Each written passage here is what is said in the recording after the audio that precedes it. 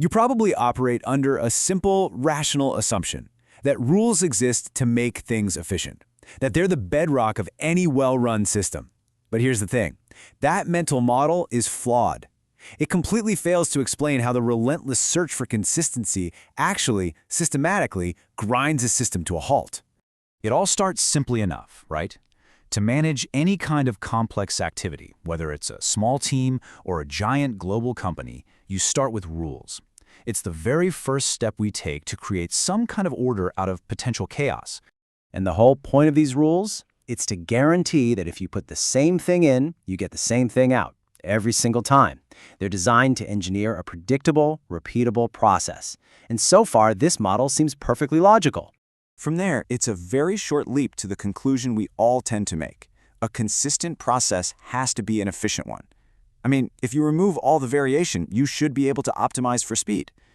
This is the core assumption that pretty much governs how we build and manage systems. And yet, this is where we hit the paradox. The expectation that more rules lead to more speed is flatly contradicted by what we actually see. The very systems that were meticulously designed for consistency become progressively, and it seems unavoidably, slower. This isn't some bug in the system, it's a built-in feature of its design. To really get why, we have to look under the hood at the system's architecture. So, let's be precise about the system we're analyzing. The technical term for it is bureaucracy. Now, if we strip away all the negative baggage that word carries, it's simply what the sociologist Max Weber described, a kind of machine for organizing human activity on a very large scale. And here's the key thing to understand. The main purpose of this machine is not speed. Its absolute core mission is predictability and fairness. The entire system is engineered from the ground up to get rid of arbitrary decisions and to make sure every single case is processed in the exact same way. When you look at its architecture, it all seems perfectly rational. You've got a hierarchy for clear lines of command, you have formal rules to standardize every procedure, you have impersonality to guarantee that the rules are applied the same way to everyone, and you have expertise to make sure the right people are in the right roles. Each part is like a perfectly machined gear in this engine of consistency. Okay, let's make this concrete. Imagine an organization has a shared, really valuable tool. To make sure everyone gets fair access, they make a simple rule. If you want to use it, you just sign your name on a list. The process is simple, it's consistent, and it's fair. On the surface, this model looks perfect. It's clean, it's logical, it's effective. But its whole structure is balanced on top of a very fragile, unspoken assumption that the world it operates in is stable and predictable. And that's what exposes the system's fundamental conflict. Internally, it is perfectly optimized for consistency. But it has to exist in an external reality that's messy, unpredictable, and always demanding adaptation. You see, a system just can't maximize both of these things at the same time. To be perfectly consistent, every single action has to be dictated by a rule that's already been written. But to be adaptable, you have to allow for human judgment to handle situations nobody saw coming. This is the fundamental, inescapable trade-off. So, let's go back to our tool sharing scenario. An exception happens. Someone follows the rule. They sign the list, but they use the tool the wrong way and cause some damage. Suddenly, the simple sign-up sheet isn't enough to prevent this whole new category of problem.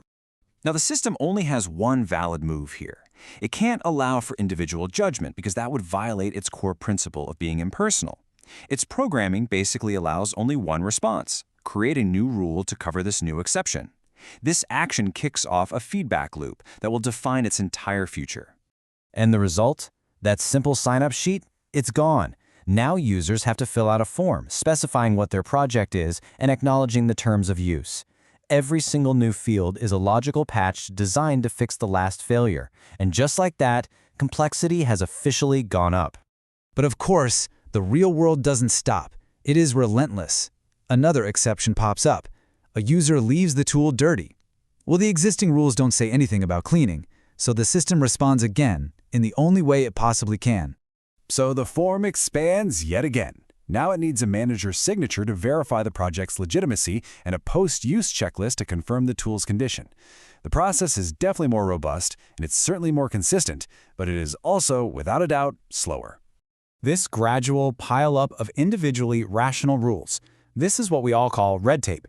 It isn't the result of one bad decision.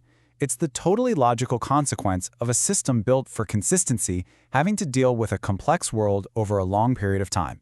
And this growing complexity starts to have a strange effect on people's behavior. The sociologist Robert K. Merton gave it a name: trained incapacity. It's a state where following the rules correctly becomes more important than actually achieving the original goal the rules were supposed to serve. Like actually getting quick and easy access to a tool. So think about where we are now. That one simple request to use a tool is now buried under one form, 2 signatures, 3 project fields, and 6 checkboxes.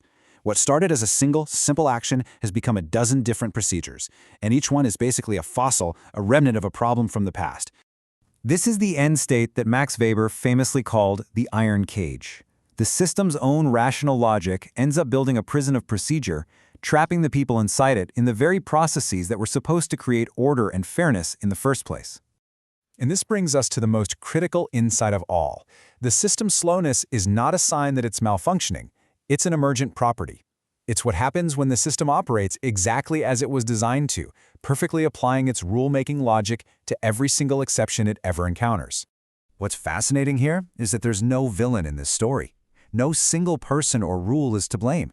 The employees are just following procedure, and the managers are just enforcing policy.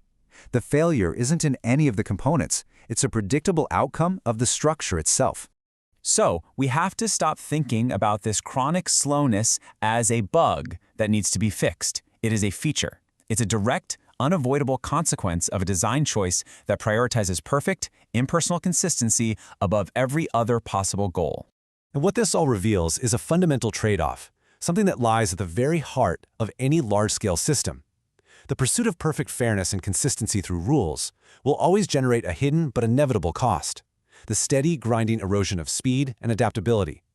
The more a system is built to be consistent, the slower it is absolutely destined to become.